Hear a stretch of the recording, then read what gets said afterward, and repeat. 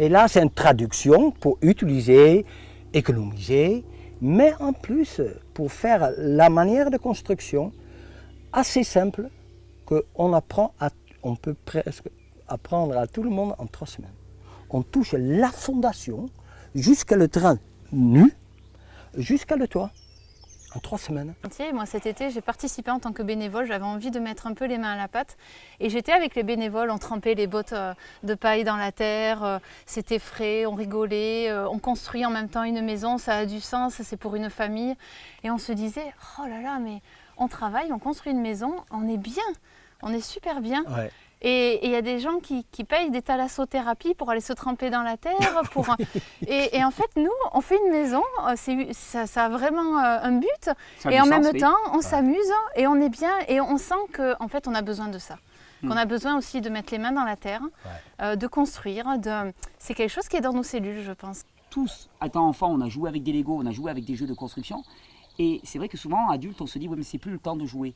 Et je pense qu'il y a une forme de désespérance, de fatigue, d'épuisement qui apparaît chez l'adulte parce qu'il oublie cette notion du jeu et de la passion. Et moi, ce que j'ai trouvé au travers de vous aussi, c'est cette jubilation.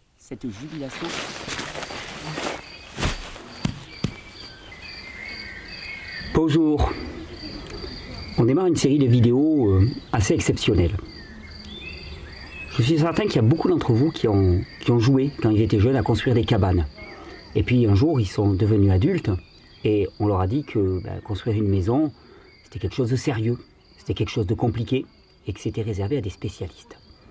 Alors, au cours des vidéos, de la série de vidéos qui va venir, qui va s'étaler sur plusieurs mois, je vais vous présenter principalement 3 personnes. Le premier, l'acteur principal, s'appelle Tom Rijven, c'est un Hollandais qui est extrêmement connu dans le milieu de la construction en paille et en terre, et qui est devenu la référence ou l'une des grandes références dans la construction de paille parce qu'il a développé un modèle de construction extrêmement simple. Et puis on va suivre aussi Sabine et Mathieu qui sont des spécialistes de l'éco-construction, de la phytoépuration aussi et qui ont décidé aussi de construire leur maison selon les principes de Tom Rijven.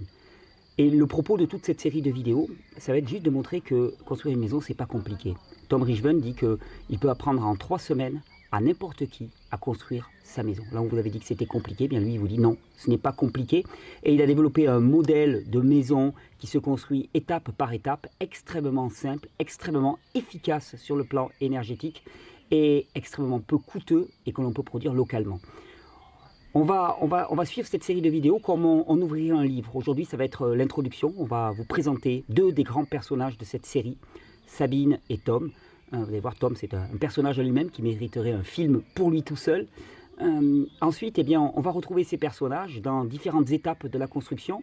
On va même suivre un projet assez étonnant, Sabine et Mathieu, qui vont construire leur maison de A à Z.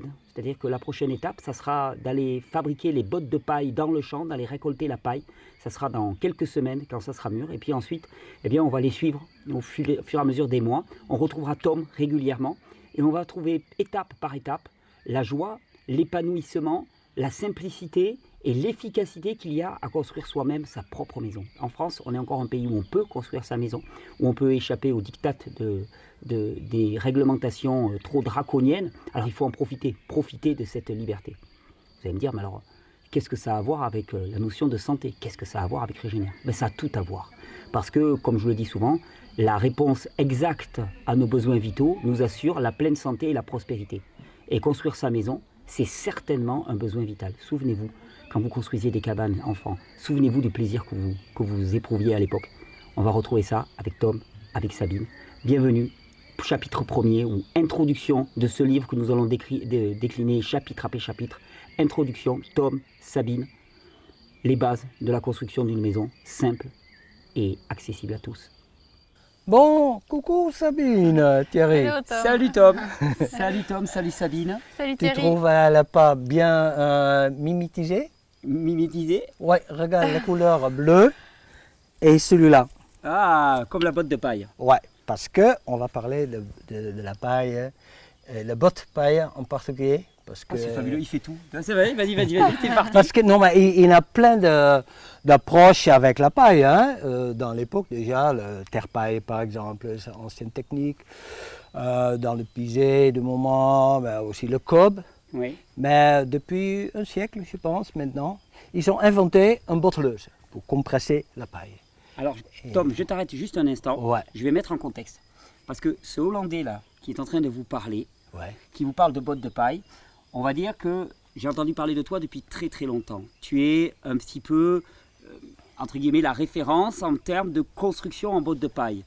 Non pas en habillage des maisons en bottes de paille, mais vraiment en construction en bottes de paille. Utiliser la paille pour ce qu'elle est, comme matériau. Oui. Ouais.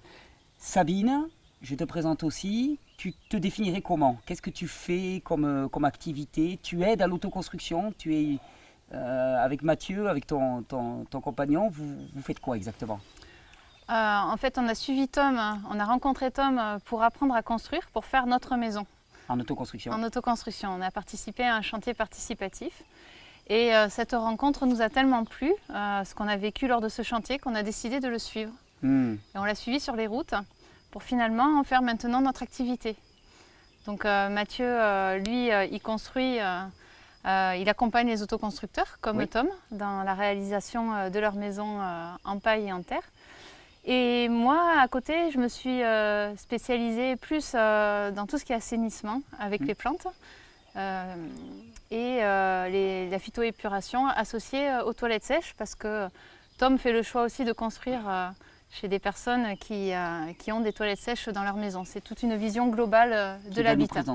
Voilà. Cette vidéo, c'est un peu comme une introduction parce qu'on va vous suivre, toi particulièrement, on va te suivre avec Mathieu sur un projet extraordinaire puisque vous allez construire votre maison en récoltant votre propre paille, en faisant vos propres bottes de paille. On va vous suivre tout au long de cette évolution. On va commencer ce mois-ci. Hein, on va aller à la récolte de la paille. Vous allez partir de rien, d'un terrain nu, et vous allez construire votre maison. On va vous suivre étape par étape. Il y aura Tom aussi qui sera présent.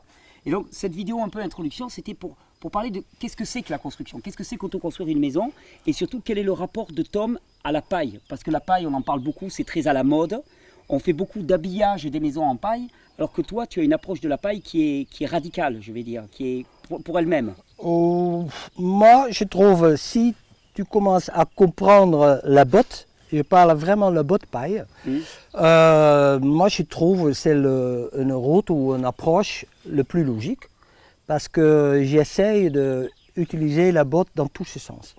Ça veut dire pas que comme isolant, parce que là, bon, il y a plein d'autres formes d'isolant qui sont même mieux qu'une botte paille, ou la paille en vrac, mais c'est parce que depuis on a une botteleuse qui compresse, on peut utiliser cette énergie de compression qui est bloquée par cette ficelle, hein, mais si on lâche cette énergie dans de bons endroits dans notre bâtiment, on profite de cette énergie qu'on a ajoutée au début pour faire une botte et on l'utilise en plus dans le bâtiment. C'est-à-dire que tu prends les bottes compressées et à un moment tu les libères de manière à ce que par la libération d'énergie, ça participe à la structure de ton bâtiment. Oui. D'accord. Et parce que finalement, c'est quoi un bâtiment? Un bâtiment, c'est un jeu avec des forces qui sont là et de matos qui s'adaptent à ça. Et une des forces qui est là, ou une des forces par le vent, on s'appelle ça le contreventement, on doit un bâtiment contreventé, que le vent ne pousse pas trop, ça veut dire qu'il va tomber, et là, il peut aider, parce que le vent qui pousse, et lui, il pousse aussi. Parce que dans la mécanique, il y a une loi qui dit la compression qui crée tension. Quand je pousse là, moi je résiste. Compression, tu résistes, tu crées tension. C'est toujours. Et cet équilibre, bon, si je fais trop, tu tombes, c'est pareil avec le mur, si c'est trop, le vent, il tombe. Bon. Qu'est-ce qu'on fait? C'est une des choses, le moment où je coupe ça, il fait plouf. Bon, mais si je commence avant, déjà, entre deux planches, par exemple, l'énergie qui est maintenant dedans, qui est plus sur le ficelle, mais sur cette planche. D'accord. Regarde, ça, je te montre avec un modèle. Bon, Déjà, je dis ça c'est de Parping. Hein. Bon, ça c'est passé, c'est vraiment. C'était 20e siècle, ils ont inventé le béton. Mais bon, maintenant c'est vend comme écologique parce qu'ils ont fait de grandes trous. Ça veut dire alvéolés, bien isolant. Bon. Un isolant marche que qui c'est à ce niveau-là de 3 mm. Sinon, l'air va circuler et isole plus. Ça veut dire ça ne fait rien au niveau de l'isolation, mais dans l'époque de l'écologie, ça se vend comme écologique. Oui. Bon, ok. Quand même, moi j'ai dit, là où le béton termine, peut commencer la paille. On fait la fondation en général, bon, mais je l'explique plus tard, avec juste pneu qui est en grande surface. Oui, tu utilises les pneus pour faire les fondations des maisons. Tu nous expliqueras ça tout à l'heure. Ouais. Pose le mur. Hein, bon, ça c'est la structure bois léger. Pour t'imaginer un peu la taille de ce bois-là, tout ce que tu vois, c'est que 3 cm. Hein, ça veut dire le triangle, le montant, le U ici comme sous-bassement, tout ça. On prend une botte. Hein. Bon, les ficelles, ils ne sont pas trop clairs, mais ils sont là. On pose diagonale dans la structure, c'est ça qu'on fait sur un chantier. Et on a un poignet d'un axe, hein, d'un axe, hein, un axe, et on pose ici, et on monte. Ça veut dire à chaque côté une personne, et on monte, le moment il est à l'horizontale. Horizontal. J'enlève et je pousse. J'ouvre. Déjà, j'ai fait en avance ma propre botte, où je commande. La distance en général entre ces deux est 65 et la longueur, c'est 60, pardon, c'est 60 et la longueur de ma botte c'est 65, hein, plus ou moins 5 cm plus. Ça veut dire le moment où je pose, il a encore compressé. Et ce moment, je coupe, il fait plaf. Ça veut dire la compression qui était là, la tension sur la ficelle se déplace sur celui-là. Maintenant, celui-là est sur tension. Je fais là, là et là. Hein. À la fin, quand j'ai un rang de botte, je prends un litho. Bon, sur place, on va dire que c'est un litho. Ils ont en même temps, mais imagine, celui-là est toujours la taille de 3 par 4 cm, hein, pas 1000 mètres. On pose à un côté et un autre à ce côté-là. Et après, j'ai le même poignet d'axe que je pose ici et je visse. Et bon, il est un peu plus long, je prends celui-là pour le démo, hein. Il est là. Bon. Ici, une personne qui pousse vers là-haut. Ça veut dire qu'il fait de compression sur celui-là. Celui-là, il descend. Ça veut dire que je fais de compression sur la botte. Je visse ici. Pareil, si je fais à ce côté, je vais vers là-bas. Il pousse et je fais un vis pour fixer la compression que j'ai faite. Bon, le moment cette botte est compressée, il crée des tensions dans le opposite. Dans le sens opposé. Ah, opposé, le sens opposé. Bon.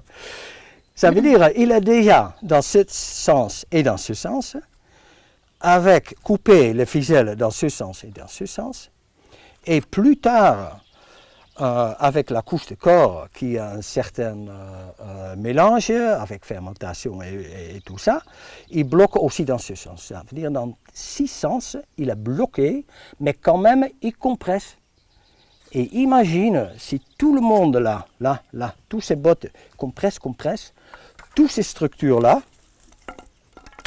ce mur-là, il ne peut plus bouger. Parce que ça, par autocompensation, finalement. Ouais, il a contreventé parce que par toutes ces bottes qui fait ça, il ne peut plus bouger comme ça. Bon, ça veut dire compresser sous tension.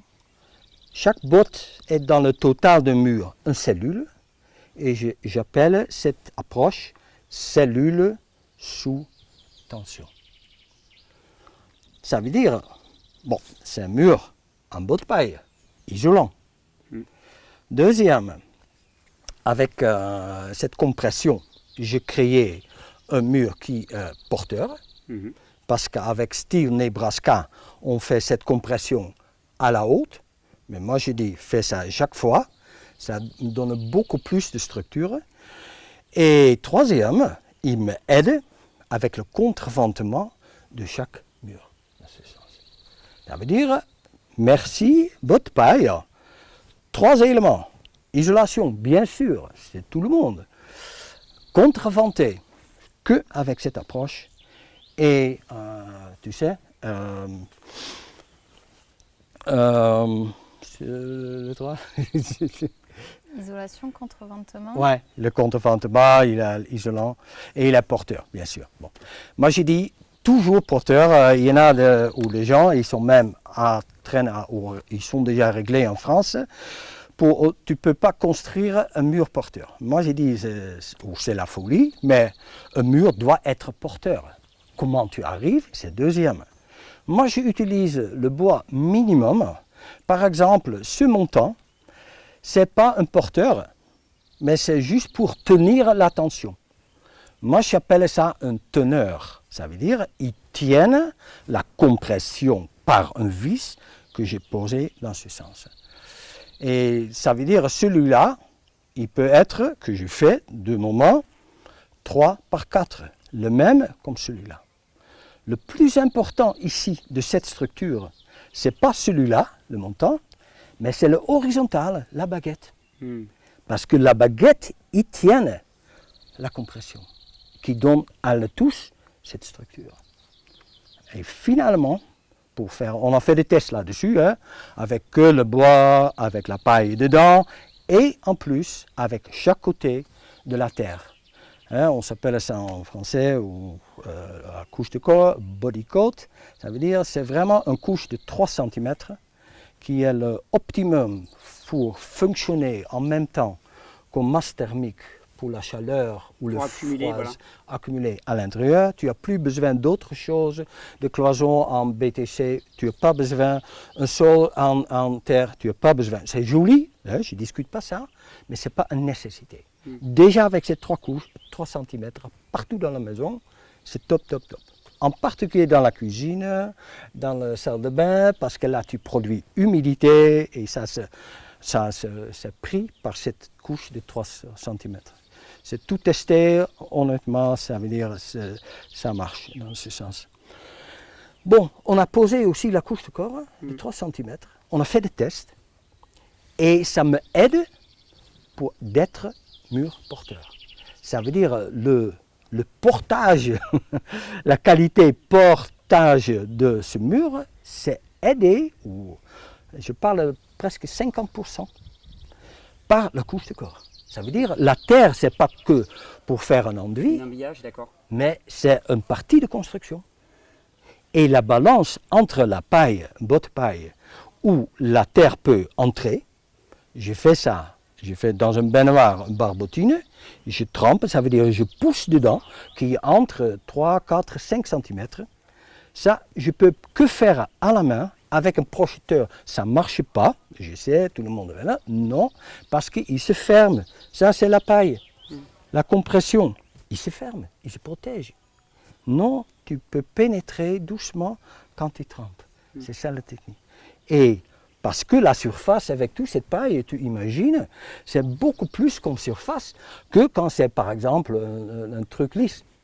Et avec cette accroche, déjà dedans, après la couche de corps, pousser aussi dedans, à la main, parce que ça c'est le jeu de construction, c'est que tu touches le matos. Je ne peux pas la chaud, c'est trop agressif. J'ai fait, mais je ne voudrais plus. En plus, c'est pour moi pas un matériel écologique. Non. Parce que c'est chauffé, plein d'énergie, énergie grise. Hein. C'est très joli, hein, c'est noble, blabla, bien sûr, mais il y en a de paille, il y en a de terre qui est en plus disponible partout. Ça veut dire que ça me donne une économie, une autonomie une manière, une simplicité de construction que je ne peux pas faire autrement. Si quelqu'un sait une autre solution, plus économique, moins d'énergie grise, je change mon métier. Ou je change mon métier, je fais cette recherche en permanence. Avec Sabine aussi, avec le membre de notre équipe. Chaque chantier, on apprend aussi, parce qu'on reste critique quand nous sommes en train de faire. Et on demande pareil à le bénévole. Que tu y vas, on peut raconter des histoires, oui, c'est bien, mais si tu réfléchis toujours toi-même, et si tu penses, ah oui, on peut faire simplifier ça, on discute et peut-être on change sur place. Ouais. Tom, on a vu là la technique que vous développez. Moi, j'aurais une question qui viendrait presque avant. Pourquoi construire sa maison maintenant, à notre époque? Je veux dire, pourquoi est-ce que des gens construiraient leur maison? D'ailleurs, vous m'avez dit quelque chose qui m'a surpris. Vous m'avez dit, mais on a de la chance en France, on a une liberté qu'aucun autre pays n'a. C'est qu'en France, on a encore le droit de construire sa maison soi-même. Tu peux me donner les contraintes un petit peu? Je ne le savais pas. On a une liberté dont on ne sait pas et dont on ne dispose pas. Oui, on est encore un des seuls pays à pouvoir auto-construire sa maison. C'est vrai que dès qu'on passe les frontières, il y a par exemple, si on va en Espagne, des obligations d'architecte, d'une part. Donc, 2 architectes? Oui, première part, un architecte pour la conception, pour la réalisation des plans, pour déposer un permis de construire. Et ensuite, pendant tout le suivi du chantier, il y a un autre architecte, un architecte technique, qui est là pour vérifier que pendant le chantier, on est conforme à ce qui a été conçu par le premier architecte. Et empocher des sous. Alors ça coûte de l'argent, ça devient très cher. Les personnes ne sont pas libres de construire comme elles peuvent, parce que ces architectes aussi, ils sont liés par des assurances, donc des cahiers des charges, des DTU. Ils doivent rentrer dedans pour avoir leur assurance aussi. Et ça donne beaucoup de contraintes au niveau de la construction, des matériaux qui doivent être usinés d'une certaine façon, normés. Et ça nous enlève toute la liberté de construire avec ce qu'on a sur place. Et ça change tout le temps. Partout où on est, ça change et ça ne peut pas être normé. C'est ça qui m'a toujours surpris. Je me suis dit, du nord au sud de la France, du sud de l'Espagne jusqu'au nord de la Hollande, on construit des maisons avec les mêmes briques, avec les mêmes parpaings, avec les mêmes tuiles, où il y a des petites différences. En fait, on ne tient absolument pas compte, alors que ce soit dans la conception de la maison que dans le choix des matériaux, du lieu dans lequel on vit.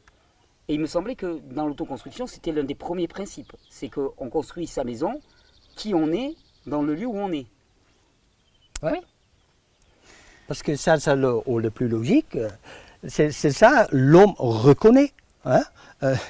J'ai pris ça pour démontrer, parce que c'est là, tu sais, pour dire, si tu as un regard, ou on peut développer aussi, bien sûr, tu trouves toujours qu'est-ce que tu as besoin. Je ne dis pas, par exemple, pour la terre, il doit être un certain niveau d'argile, hein? Oui. Mais quand même, moi je dis, où tu me parachutes en France, dans un rayon de 50 km maximum, je trouve des terres pour la construction. Mais on a perdu, ou bon, on a commencé à redévelopper le sens pour reconnaître ces terres, faire des tests très simples que s'adaptent à la construction. Mais le moment nous sommes encadrés ça sous la pression d'une garantie décennale, c'est vraiment ça. Oui. Et là, on doit standardiser que tout le monde peut faire, mais plus de professionnels. Parce que le professionnel, il sait faire lui-même. Mais le métier n'est plus là. Et avec ces réglementations, on perd cette connaissance et qui était en train de se développer. Et moi, je dis c'est très dommage. Et c'est le patrimoine français. Et je suis vraiment touché là-dessus parce que j'ai senti en France beaucoup plus que par exemple en Hollande, je suis d'origine d'Hollande, le sentiment pour la terre. Tu sais, on s'appelle ce terroir, ils sont même mots là-dessus. On apprend ce mot-là. Mais la terre, c'est vraiment que peut te donner presque tous. Pour manger, pour faire un jardin, pour construire ta maison. C'est là. Et qu'est-ce qu'ils sont en train de faire? Tout standardisé, tout normé. Oui. Et tu ne peux plus prendre peut-être la terre là, parce qu'il n'est pas aux normes.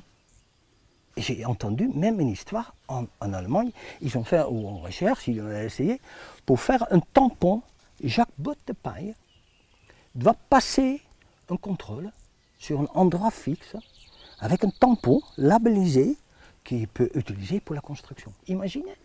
Ça veut dire, c'est la folie, le principe, c'est disponible partout pour tout le monde. On perd parce qu'on fait le transport et on va dire, c'est que comme ça. Moi j'ai dit non. Par exemple, la longueur de botte. Tu sais, moi on a standardisé pour des raisons que chacun peut prendre ça. Le botte paille, en France, partout dans le monde, il sort le botteleuse 1 mètre, 1 mètre 20. C'est pour le transport, pour l'agriculteur, mais pas pour la construction. 1 mètre 20, même moi, parce que il n'est pas trop... je ne peux pas manipuler. Imagine, il est trempé, ou des gens qui ne sont pas trop de force. Moi j'ai dit, pour ouvrir, que c'est disponible pour tout le monde, on doit se limiter. On a limité à 65, ça veut dire avec 5 secteurs, on a 3 mètres et plus tard on a un système pour faire des maisons encore plus costauds dans cette forme, on fait hexagonal. C'est toute une histoire, peut-être pour une prochaine fois parce que c'est quand même une histoire. Mais pour dire la terre qui est là et on ne voit plus. J'ai un jour un client qui n'était pas ou un con, je ne peux pas dire ça, mais qui et il vient d'un autre pays. Et je rentre là et il me demande pour faire un enduit finition là avec. C'était imagine, c'était un big bag qui vient de la Suisse. Un big bag il a fait venir un gros sac de terre de Suisse. De Suisse. Bon, peut-être il est très attaché à son propre terre, bon, ok, mais bon, c'est moi un peu trop pour prendre là vraiment comme un enduit. Et j'ai dit bon, ok, on fait, mais en même temps, j'ai l'habitude de faire aussi avec la terre de l'endroit. Et je fais quelques croquis. Tu viens ce soir avec ta femme et tu choisis quelle pour la cuisine, ça pour le salle et tout ça. Bon, ok, bref, moi j'ai déjà vu, parce qu'ils sont creusés pour l'assainissement, un trou. C'était une terre, à mon avis, incroyable, très anguleuse en plus. Bref, j'ai fait des essais, eux ils viennent. Et voilà. Ah, ça, je voudrais faire ma cuisine. Et il dit, ça vient là. Le trou d'assainissement, c'était vraiment à côté de cuisine, en plus. Ça vient de là. Ah, oui, parce que c'est un enduit terre. Ah, tu sais? Et pour dire, on ne se réalise plus qu'un enduit terre, ça vient vraiment de là. Ça vient vraiment de la terre que tu as sous les pieds. Oui. Mais on a oublié ça finalement. Ouais. Parce que nous, quand on explique aux gens qu'on veut construire une maison en paille et en terre, les gens ils sont étonnés par le matériau et par l'utilisation de la terre. Et des fois, ces personnes qui sont étonnées, elles vivent dans une maison en terre, qui est recouverte souvent d'un enduit en ciment, on ne voit pas trop. Oui, dans les maisons anciennes par exemple. Maisons anciennes, mais tu te balades de partout en France, tu vas dans la région de Lyon, le nombre de maisons qui sont toutes en terre, alors là, c'est du pisé. Le Gers, Normandie, Bretagne. Partout. Tu sais. Pareil pour les fondations. Alors là, je dévie un petit peu parce que maintenant, on impose des fondations qui vont à 1 mètre de profondeur. Alors que donc des fondations d'1 mètre de profondeur, ça veut dire qu'il faut automatiquement des machines pour les creuser. Parce que 1 mètre de profondeur, c'est trop. Donc automatiquement, on rentre dans une logique extrêmement lourde au niveau technique. Oui. Et quand on regarde les maisons, même ici, là, dans le département, toutes les maisons anciennes n'ont pas de fondation. Okay. Les murs sont larges, mais elles n'ont pas de fondation. On est posé sur le sol. Oui. On est posé sur le sol. Sauf qu'avec toutes ces normes. Et alors, par exemple, Sabine, toi qui accompagnes des gens qui font de l'autoconstruction, parce que c'est le travail de Tom comme le tien, c'est principalement d'apporter vos compétences spécifiques à des gens qui ont le désir de faire par eux-mêmes. Oui. Pourquoi est-ce que certaines personnes, alors qu'il y a des spécialistes pour ça, il y a des professionnels pour nous construire nos maisons, pourquoi est-ce que certaines personnes ont envie de construire leur maison? C'est quoi cette lubie? Alors qu'il y a des gens qui sont là pour ça, il y a des maçons. Oui, je pense qu'ils veulent se réapproprier les choses, faire avec leurs mains, faire eux-mêmes, s'investir dans la construction. Alors il y a des gens qui ont participé à nos chantiers et qui remarquent aussi que le chantier en autoconstruction participative, c'est un moment de partage, de fête. Et ils ont envie de faire ça de leur construction aussi, que ça ne soit pas juste quelque chose clé en main où on paye, on ne s'investit pas dans le projet et on attend un résultat. Eux, ils veulent partager ça avec d'autres, construire leur maison, mais construire plein d'autres choses, créer du lien social. Il y a des personnes qui font appel à nous, ils nous disent ah ben, moi j'arrive dans ce département, mais je connais personne, j'ai envie de créer du lien. Et en fait, la construction permet ça, parce qu'on en parle, on fait un chantier ouvert et il y a énormément d'échanges qui se créent lors de ces chantiers. Et en fait, ils se retrouvent avec une maison, mais aussi avec tout un tissu social autour de leur maison. D'ailleurs, c'est comme ça que ça se passait avant. Oui. On construisait sa maison. C'est ça. On construisait sa maison et il n'y avait pas quelque chose de terrible qu'on appelle maintenant la garantie décennale. Ouais. J'aimerais bien que vous nous en parliez, ça, parce que c'est un gros frein à l'autoconstruction, enfin, et à la construction tout court. Qu'est-ce que c'est que la garantie décennale exactement? Ouais, bon, moi j'ai dit le problème arrive après 10 ans. Ça veut dire c'est une assurance qui, si l'entrepreneur fait de fautes, parce qu'il est plupart pas contrôlé. Parce que tout le système et l'assurance, mais en particulier la réglementation sur la construction, c'est venu le moment quelqu'un construit pour l'autre. Ça veut dire la maison devient un produit. Là, la société, et moi je suis bien d'accord, doit contrôler ça. Parce que si tu as ton travail dans la ville et le gars il construit ici et tu ne sais pas ce qui se passe, bon, ça c'est logique. Mais le moment où tu construis toi-même, bon, tu es au bout pour savoir ce qui se passe. C'est eux qui choisissent pour la paille. Parce qu'eux, ils comprennent. Déjà, si tu fais ici le parpaing, tu te poses sur le parpaing. Et après, sur ça, c'est froid, chaleur.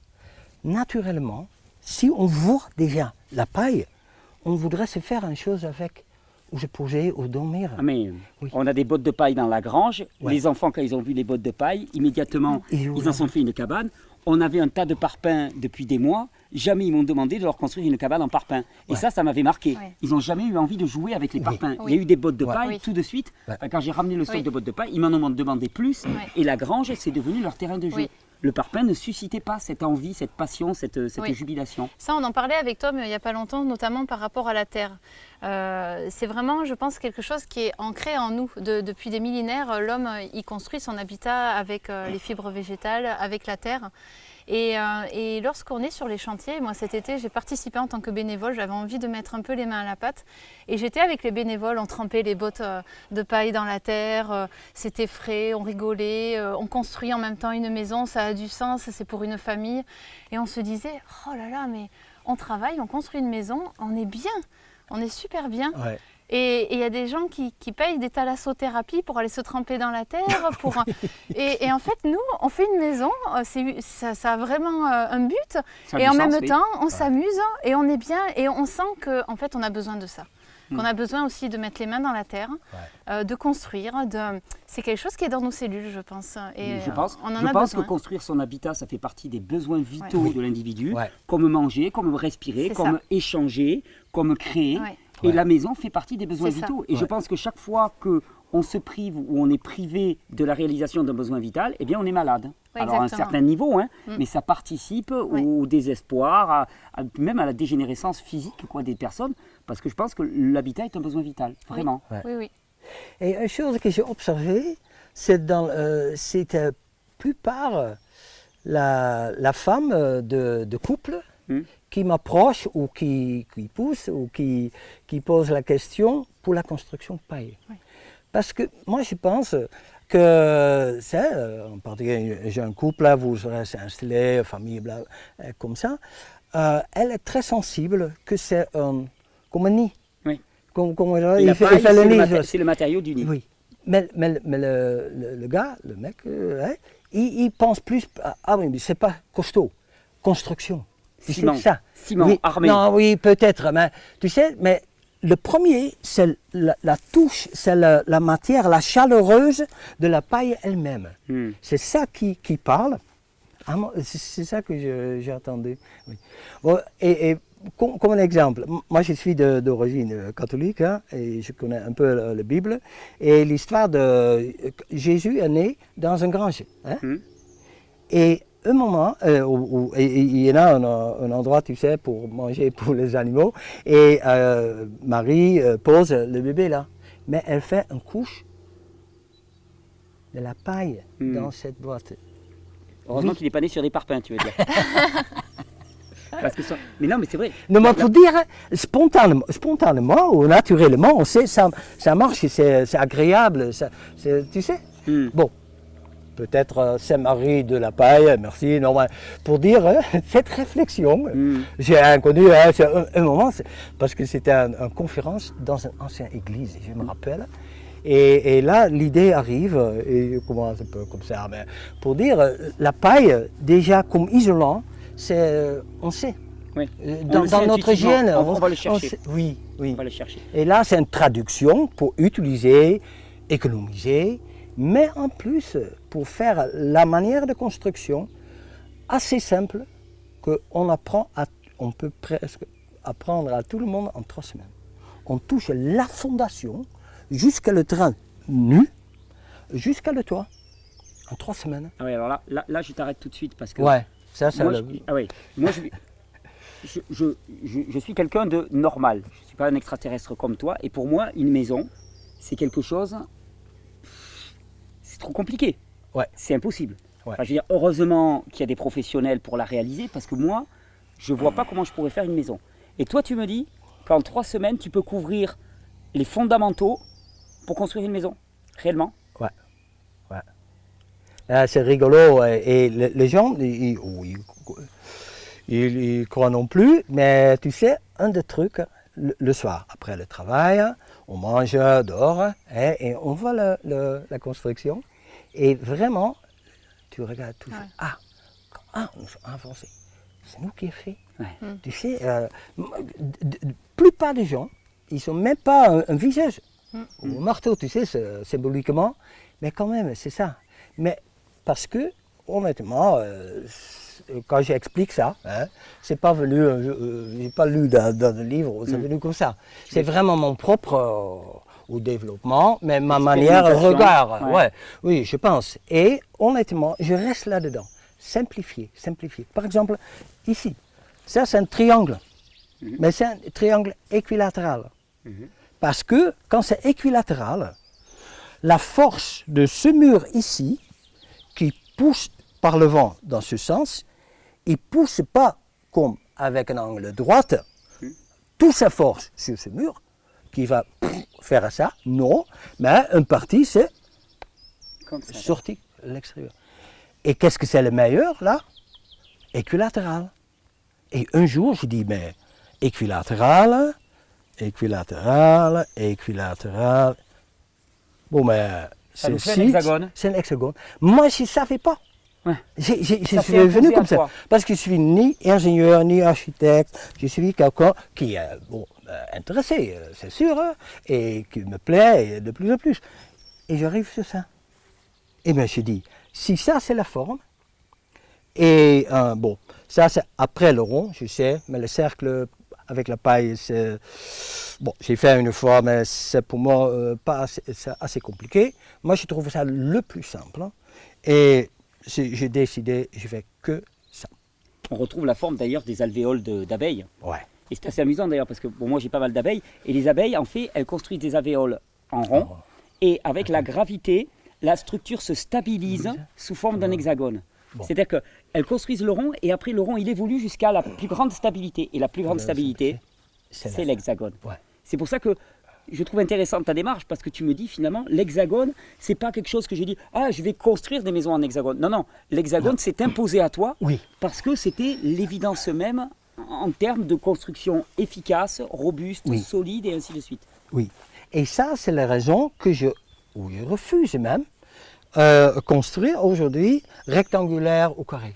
Parce que moi je me sens responsable au client pour dire, à mon avis, et j'ai mes raisons, j'explique, ça c'est le plus efficace, le plus costaud. Et bon, c'est éprouvé aussi, c'est pas moi qui ai inventé ça. Et honnêtement, je comprends non plus, c'est peut-être le promoteur qui fait la forme dans le lotissement, que tu peux presque que construire rectangulaire.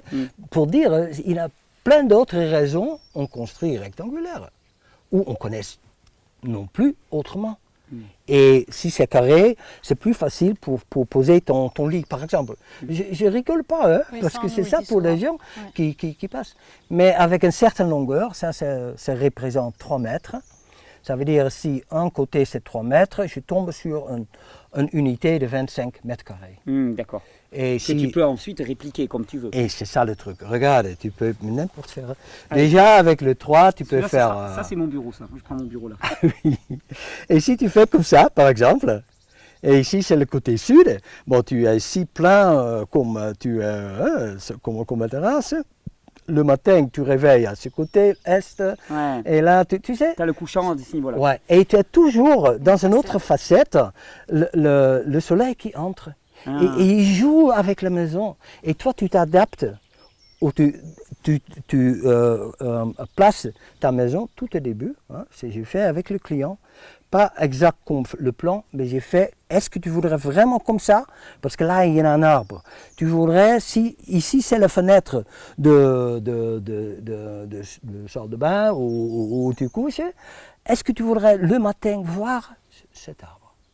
Ok, on change un peu, ou on fait on fait le vitre un peu plus vers là. Je m'adapte sur place.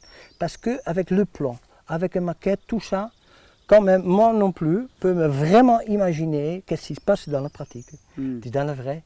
Et ça c'est flexible tout au dernier moment. C'est vraiment pour s'adapter à ce besoin de cette personne. C'est tout un monde là que vous ouvrez tous les deux. Hein. Je trouve c'est fascinant parce que déjà ce qui est fascinant pour moi, c'est de se dire, mais ouais, je pourrais peut-être construire ma maison. Quelque chose dans laquelle je ne m'étais jamais projeté, je n'avais jamais même imaginé. Alors que tout petit, comme tous les enfants, j'ai construit des tas de cabanes. Et là, il y avait des personnes qui me disaient, non mais, est-ce que tu as ton diplôme de constructeur de cabanes? Je m'en foutais. Je construisais des cabanes et je me souviens même avoir construit des cabanes dans lesquelles j'ai passé tout un été. Dans lequel je dormais. Donc c'était un abri qui était fonctionnel, qui me protégeait de la pluie et ainsi de suite. À l'époque, je ne me posais pas de problème. Et puis un jour, quand on est rentré dans le monde sérieux des adultes, là, on ne pouvait plus rigoler, on ne pouvait plus construire des cabanes et c'était plus à moi de jouer. Et je laisse d'autres jouer et ils ne jouent pas même d'ailleurs la plupart du temps parce qu'il y a tellement de pression, tellement de garanties décennales que c'est plus devenu un jeu, c'est une pression sur eux. Et là, en fait, c'est tout un monde de jeux que vous nous ouvrez. Et ça, je trouve ça fantastique. Hein. On est tous capables de construire son nid. Ouais. Et si tu sens ça comme un jeu, hein, avec une certaine légèreté, en plus avec tes amis, moi j'ai dit, parce qu'en général tu construis une fois dans ta vie ta maison, c'est la fête, c'est une chance, prends ça. Profiter, tu sais, plein de gens qui pensent, oh là là, la banque. Je dois m'organiser, cet entrepreneur peut-être, je dois comparer avec cet entrepreneur. Qu'est-ce que je cherche? Oh, ça c'est encore une réglementation là-dessus, je ne sais pas. Tu sais ça, c'est très dur. Mais j'ai vu, tu sais, des couples qui se doivent être trouvés ensemble après, la maison après, mais au final ils se séparent. Oui, parce que la maison est une épreuve trop grande pour eux. Ouais, ils sont trop grandes, ils sont trop difficiles. Tu sais, c'est plein de raisons. Et c'est pour ça qu'on commence à dire petite, regarde, tu peux faire n'importe quoi là-dedans. Oui, parce qu'alors en plus, ce qui était intéressant avec cette forme-là, c'est qu'une année, tu en construis 2. Tu as un enfant qui naît, tu en rajoutes une. Tu en rajoutes une, tu en rajoutes une, tu en rajoutes une. Et tu adaptes à ta vitesse. Oui, c'est la maison qui s'adapte à ta vie parce que tu as plusieurs besoins dans ta vie. J'étais au Canada. Tu sais, là, il y en a très peu, ou c'est pas dans leur culture, des maisons de retraite. Normalement, c'est mamie ou papy qui viennent chez un des enfants et c'est plus pas le garage, ils retapent comme un petit appartement à côté ou joint, qu'ils sont à l'aise à côté. Et moi j'ai dit, avec ce système, on construit une unité à côté ou contre, et c'est les petits-enfants ou les enfants qui construisent. Simplement comme ça. C'est magnifique. Et c'est ça, tu sais, toutes ces possibilités, moi je sais pas, je commençais avec comme constructeur vraiment, ça c'est le plus costaud. Plus simple, blabla, mais en même temps, ça me donne beaucoup plus de liberté dans cette forme. Regarde, ici c'est comme une étoile, Hein? Je montre. Ouais.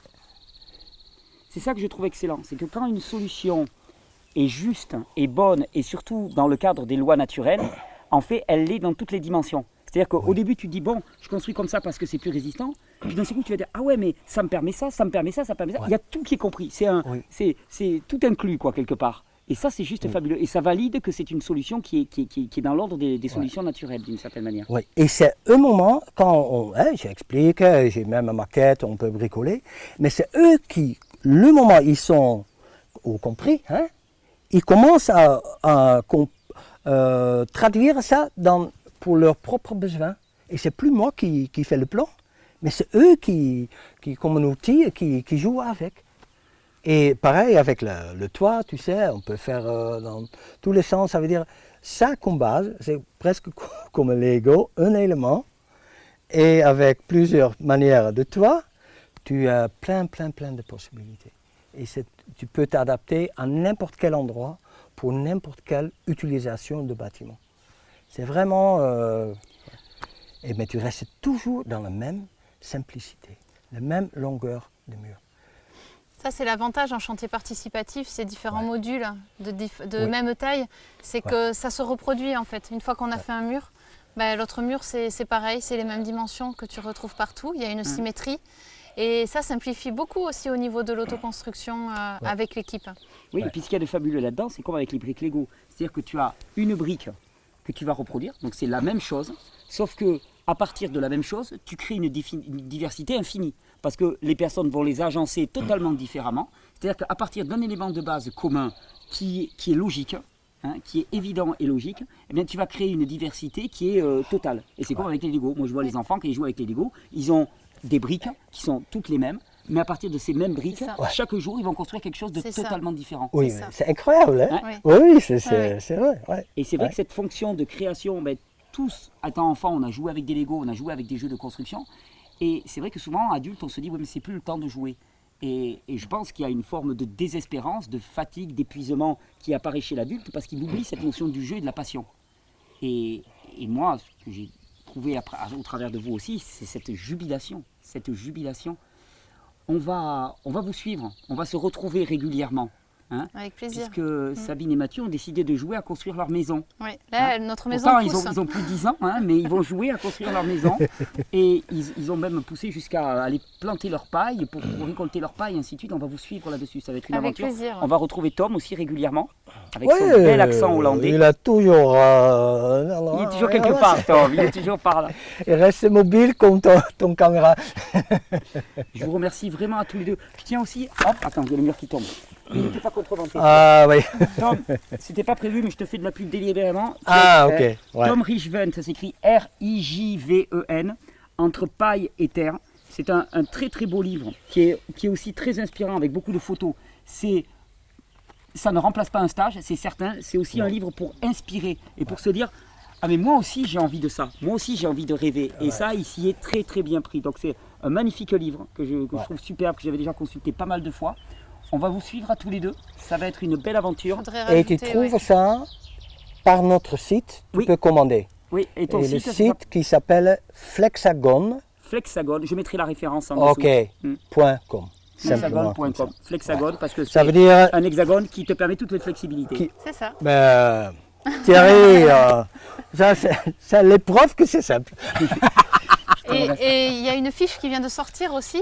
Qui est, oui, c'est vrai. On peut en parler, même si là tu n'as qu'une photocopie. Mais c'est qui est récemment sorti par une nouvelle édition. Et c'est une fiche technique qui sur l'autonomie. Hein? Sur l'autonomie. C'est l'édition Hippipip. Ils ont un beau site internet avec plein de fiches différentes. Alors ça s'écrit YPYPYP. Ouais. Hippipip. D'accord. C'est vraiment plein de fiches sur l'autonomie, vraiment dans tous les domaines. J'ai vu, c'est excellent. C'est vachement super. Ah mais la première fois où je suis tombé là-dessus, au début j'ai cru que c'était une grosse maison qui faisait ça, donc j'ai dit il va rien avoir dedans. Ça va être du vague pour faire rêver les gens et tout. Puis quand j'ai regardé, j'ai dit mais c'est super précis, c'est très efficace. Non mais c'est incroyable, mais j'ai pas au début confiance qu'il peut dans ce petit endroit donner toutes les infos pour construire une unité de 25 mètres carrés avec une liste de matos. Tous là-dedans. Donc ça Incroyable. s'appelle les fiches YPYP, YPYPYP, Ouais. Paille et Terre, de Tom Richven. Le livre aussi que je recommande vraiment pour se mettre à rêver. Et puis bon, voilà, toutes les vidéos qu'on va réaliser, c'est une aventure qui commence. Ouais. On va Oui. vraiment parler de ce que c'est que de jouer à construire sa maison. C'est ça. Et de s'épanouir dans la construction de sa maison. Et de s'épanouir collectivement dans la construction de sa maison. Bon, ben, Thierry, vachement merci. Merci à Pour toi. qu'on Tom. a, oui, parce que Merci à toi pour tous c'est ces juste, échanges. oui, c'est partager tout ça. Et toi, tu fais ça. Bon, Sabine, on chapeau. se retrouve bientôt. Ouais. On se retrouve dans les champs. Mais ce mois-ci, c'est la récolte de la paille. Et bien on se retrouve dans les champs pour la récolte de la paille. Elle, maintenant, ma main est droite, parce que moi, je suis gaucher. Ça marche. Merci à vous deux. Ok. Merci.